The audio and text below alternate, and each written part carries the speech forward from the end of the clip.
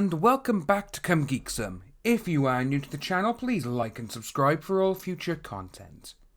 Today we're going to talk about Star Wars. I've been a fan of Star Wars ever since I can remember. I was born in 1986, and the first things I remember watching, being able to actually remember, was Star Wars and Return of the Jedi. Return of the Jedi was the first one I watched. I'll always remember that. It was on ITV, Channel 3 over here, and I'll always remember watching and I was just mesmerised. Again, so I stuck around. 1997, I saw them all in the theatre cinemas again when they re-released the special edition versions with the added little things. I bought them then on VHS in the trilogy set, which was a gold box, or silver if you had the widescreen versions. And since then, I was just obsessed. Obviously, Phantom Menace, everything else. 2012 came around, and that's when George Lucas announced that he sold Lucasfilm to Disney, and that 2015 was going to be Episode 7, a brand new installment in the Star Wars franchise. I was beyond myself.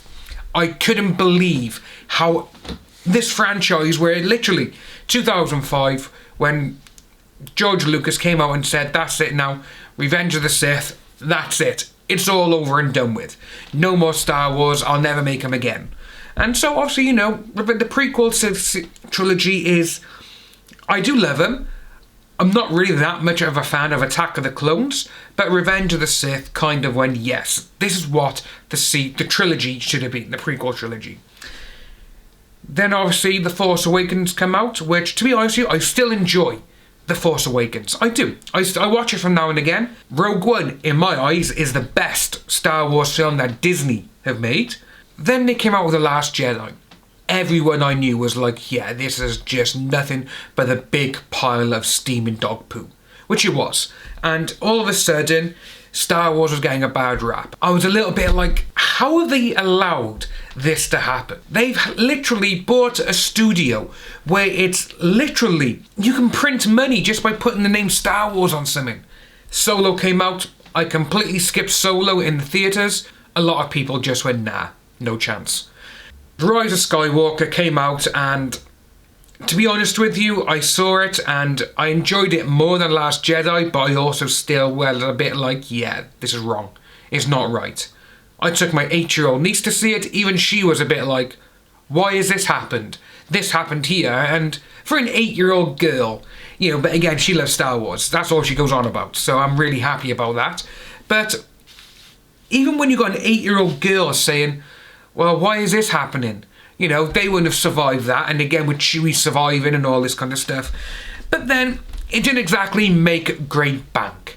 Well, ladies and gentlemen, what we're going to take a look at today is the following headline. Emperor Palpatine retcon revealed following Star Wars The Rise of Skywalker's box office disappointment. That's right, ladies and gentlemen. In the novelization of The Rise of Skywalker, they've retconned the Emperor that the one that we saw was a clone. So literally, it's almost like now, oh, if we have it as a clone, we can make something else. And to be honest with you, it's the biggest pile of poop ever. And it's the biggest cop-out going now. It's saying, oh yeah, we'll just say this and then we'll say it's a clone. So what we're going to do, we're actually going to read the actual sequence. So, Disney and Lucasfilm officially retconned Emperor Palpatine following The Rise of Skywalker's box office disappointment. In the Star Wars Rise of Skywalker official novelization, Palpatine's spirit lives inside of a clone body. An image from the official novelization was shared to Star Wars subreddit.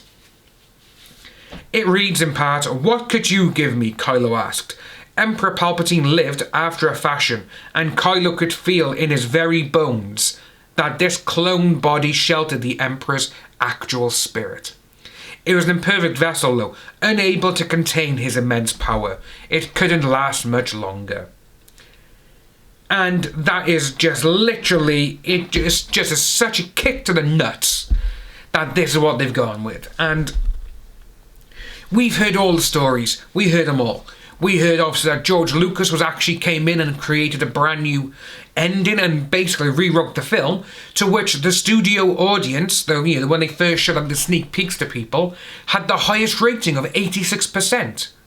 All the other ones had like 6, 15 and 30%. That just goes to show how bad and how they knew they messed up. And to be honest with you, Kathleen Kennedy should now be fired. She should. Because Steven Spielberg is no longer directing Indiana Jones 5. Why is that? He has always said, if there's any more of those films, I'm directing them. All of a sudden, he's not directing it. To me, that just screams Kathleen Kennedy wants her own way, and she's like, I'm the boss, you listen, you've got to put this in it, you got to put that in it. And it wouldn't surprise me if they put some feminist bullshit into it. And that is coming strongly now, because Indiana Jones is George Lucas and Steven Spielberg's baby. You know? That's what it is. It's their series, it's their franchise. But George Lucas didn't have to sell Lucasfilm. He was already rich enough. He could have just let it carry on, and he could have just took money here and there, whatever. But he had to sell it to Disney, and we don't know why. But we'll never find out. But I just find it really sad that we've actually seen now that Disney have retconned Emperor Palpatine from Episode 9, saying that it was a clone and it wasn't the real Palpatine. It's only going to go down even worse from here.